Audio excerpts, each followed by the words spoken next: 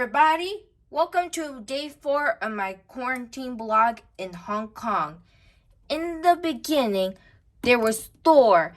He was first released in 2017 with 3 Star Wars characters and 3 Pixar characters and 3 other Marvel characters. And he got re-released in 2019 with the Avengers 6-pack. And now we're going to review Thor's Brother, the moment you've all been waiting for after the Toybox WandaVision premiere, Loki. Now, I'm very happy to have this in hand, guys.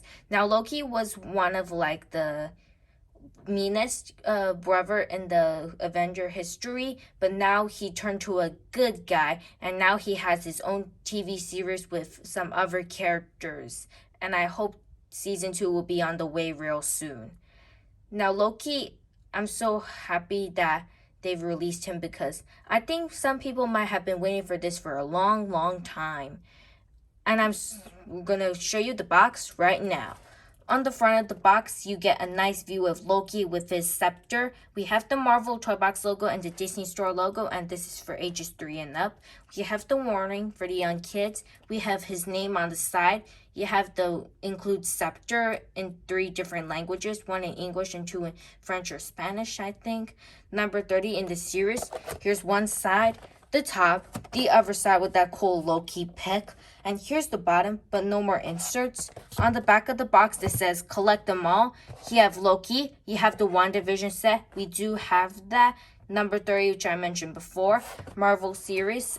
And now they've made a few prototypes of Loki on eBay, which I've noticed. And it's been so long that he has been painted after 6 months. And here's some of the places where you can buy it.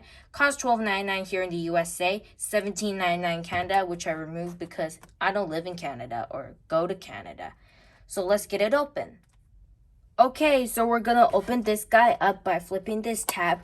Now, just to let you know, this packaging is very similar to the one that I've told you in the WandaVision set, because the cape is actually separate from the package, which I've mentioned in the previous video before. And I have to say, this is a very nice packaging. We're just going to flip this side up, and then I'm right, and we have that nice artwork, which is not glued in, and we have that nice artwork, which I'm going to keep. And I do feel very impressed with that nice Loki symbol. Thank goodness we didn't destroy the background. And here's Loki inside the casing. And I'm right, the cape is actually separate from the package. So let's get him out.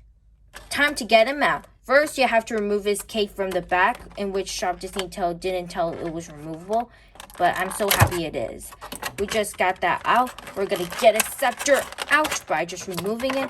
And then we just push him out. And it's quite easy to pop off. I'm so excited for this. And here is the Loki man out of the packaging. Now I'm so impressed that it's going to go so well with Thor. Thor? Loki? Oh, brother, we're so happy together. I hope that was funny to you. Now let's look at Loki. Removing the scepter, which is actually well sculpted, we're going to look at Loki.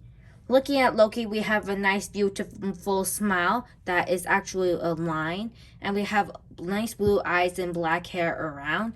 Just to let you know, this part of the helmet is very rubbery because if it was a hard plastic now, I'm sure there would be lots and lots of complaints that it will snap on you and that it'll be a bad success.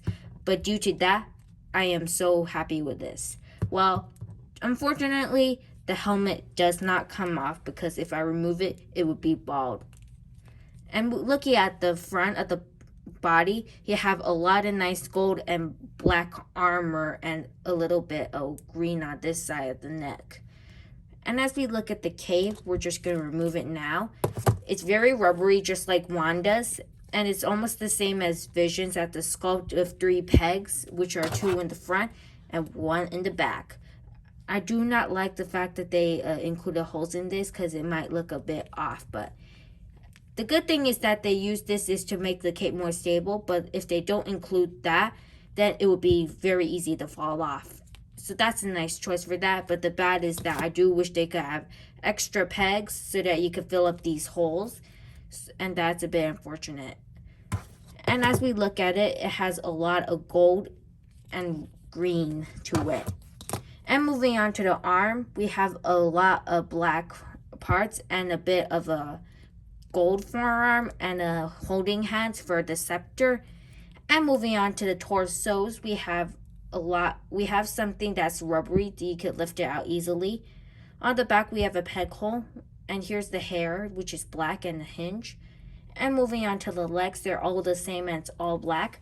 Just to let you know, we're going to show you the Loki prototype photo from eBay before we show you the articulations.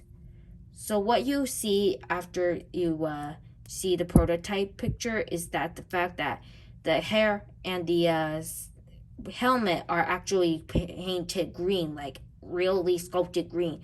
Then they painted gold and painted black on this side. And also the whole body was black. And two, they did not add this to glue it on this part. So we're going to show you that prototype picture right now.